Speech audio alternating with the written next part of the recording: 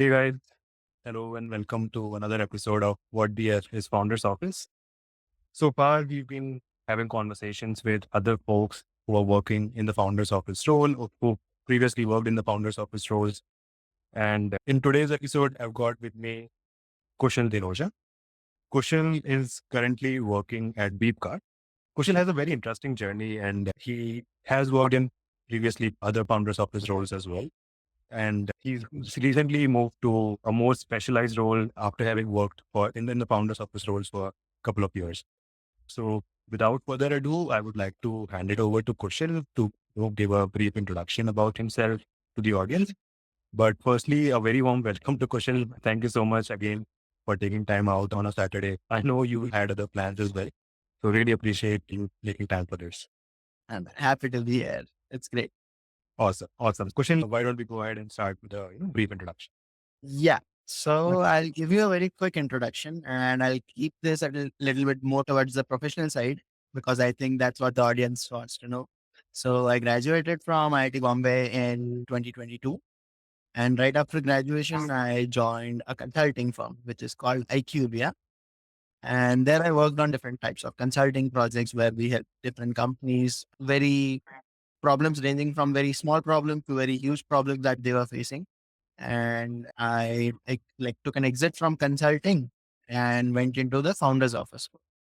This was my first founder's office kind of role. And I was looking forward to being in the operator side of things. I went to Morphle Labs and I spent a couple of months at Morphle Labs. And unfortunately, for like in a layoff, I was impacted by a layoff.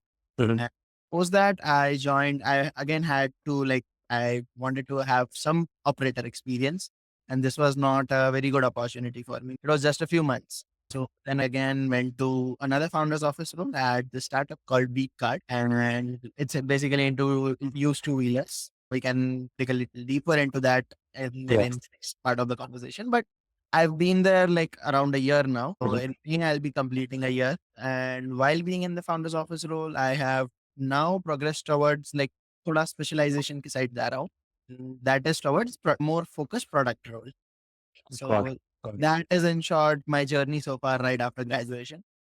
Migrating from consulting to an operator to a product management role, that's quite a journey.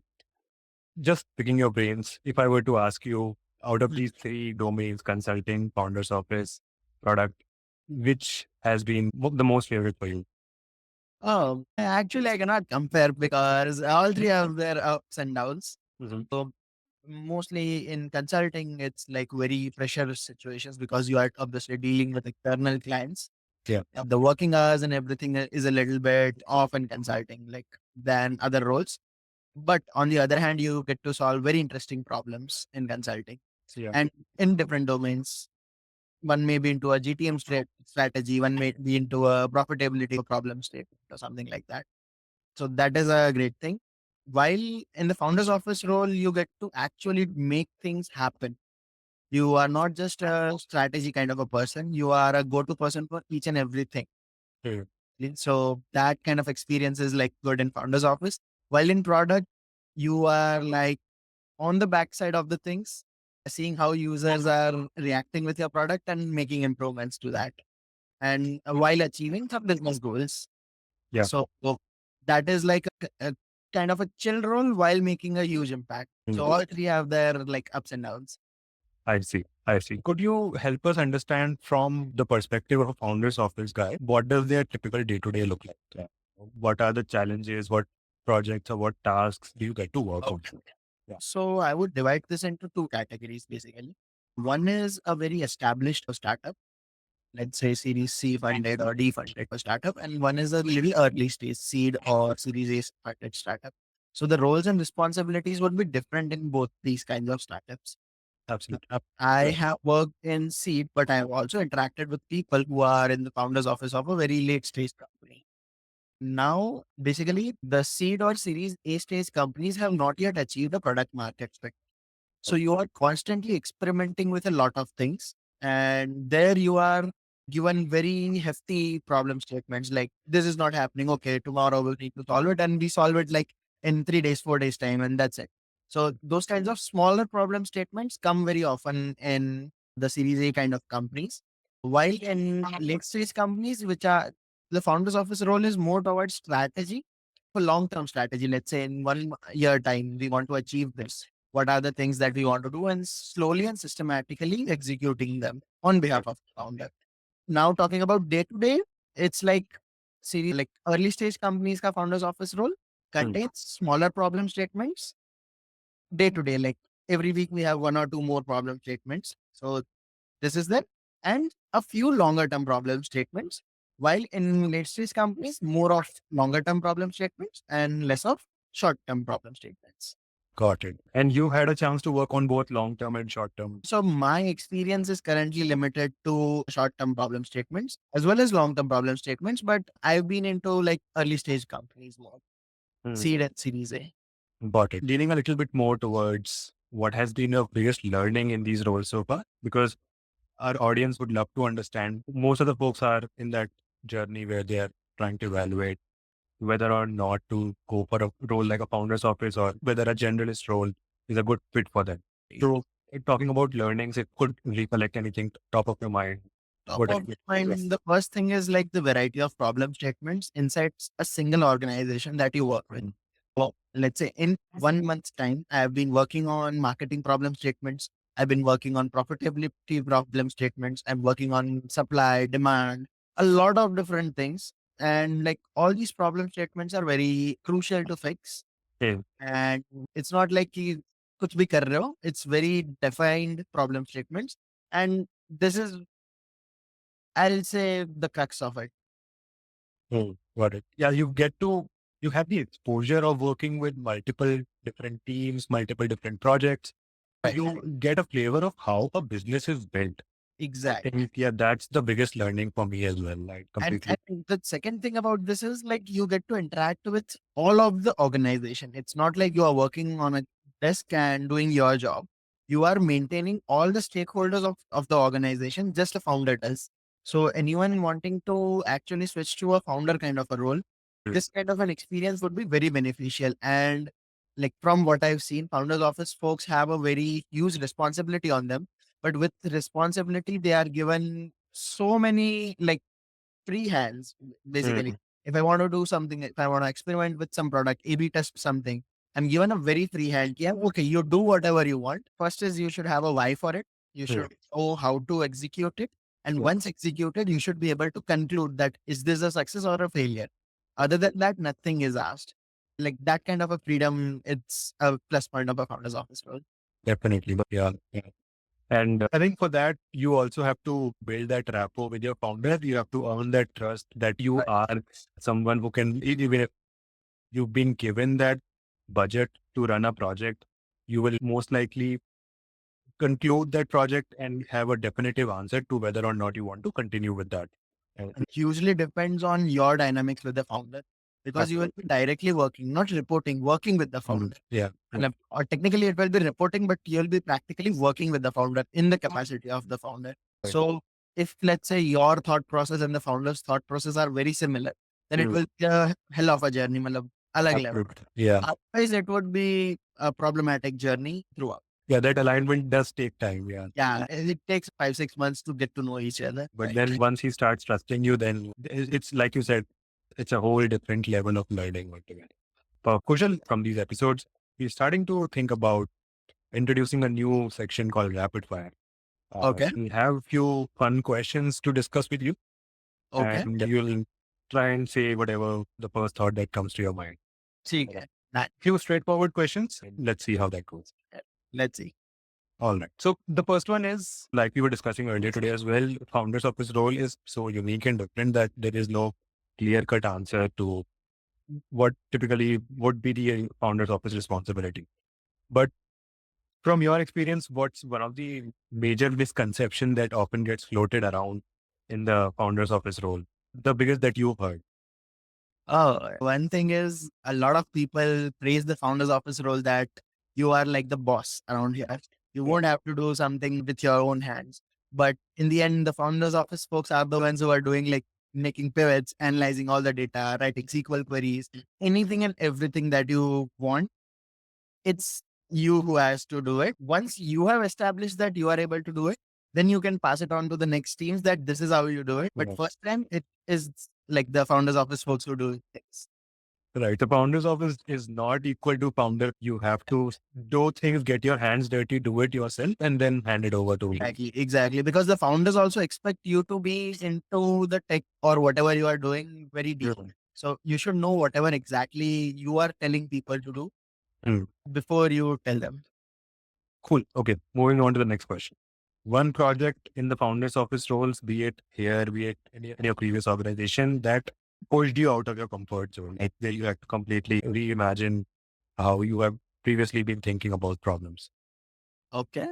So the first thing that comes to my mind is around 1.5 months ago, I was given the task to revamp some communications. So I'll give you a context. I'll take a minute or two to Right. give text and everything. Beepkart has three business models that are currently functional.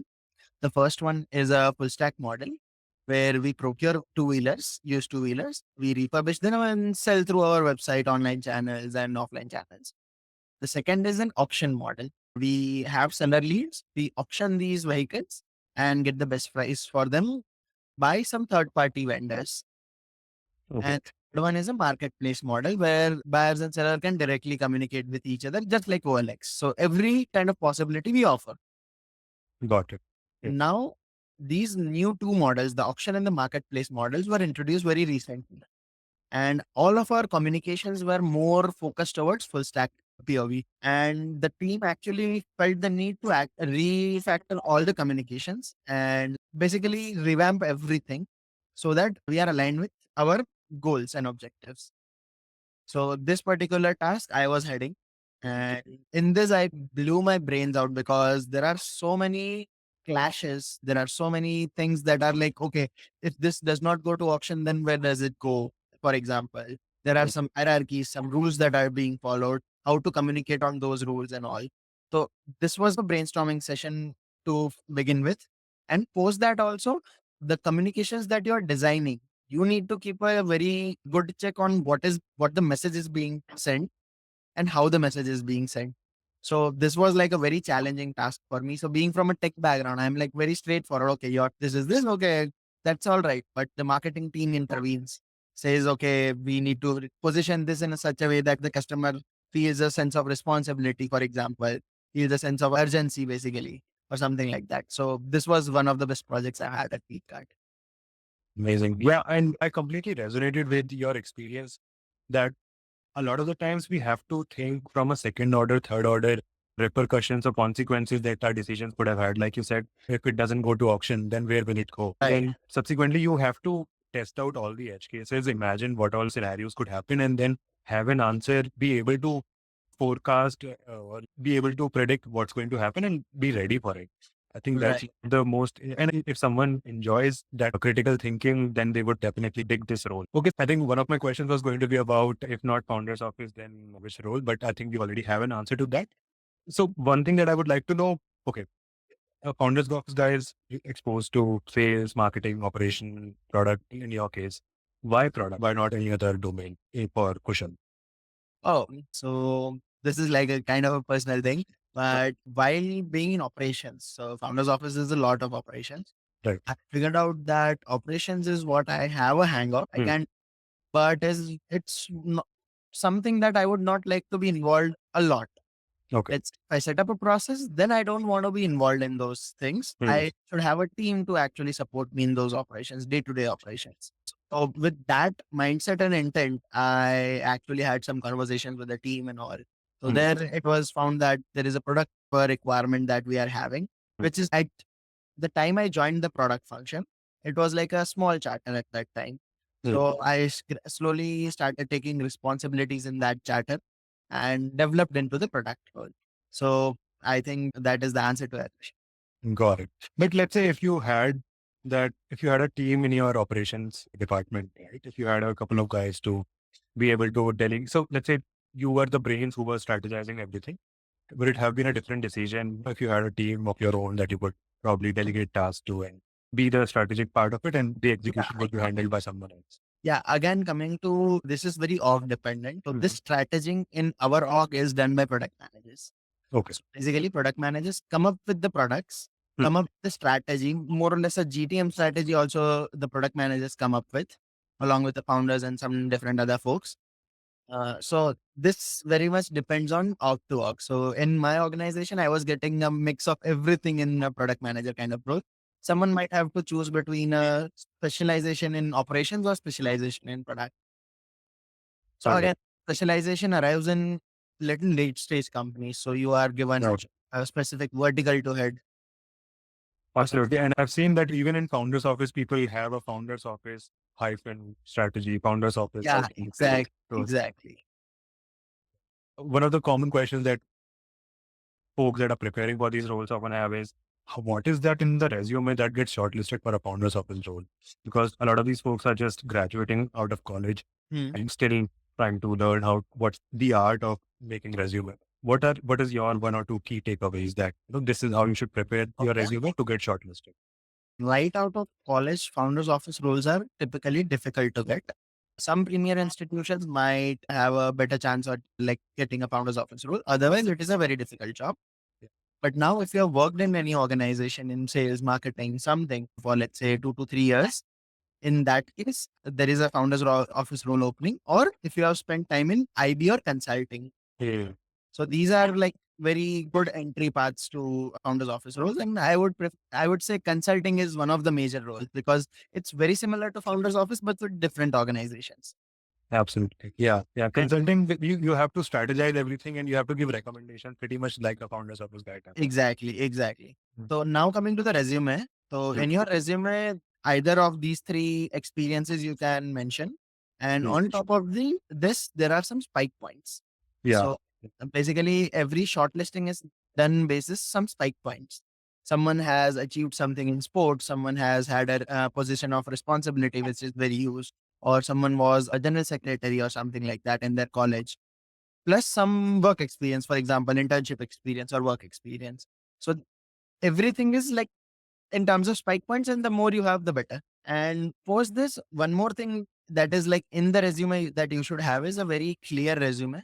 Your thought process, the formatting of the resume, the quality of the resume, it matters a lot because interviewer or any recruiter spends less than 1 minute on your resume, even if he's interested.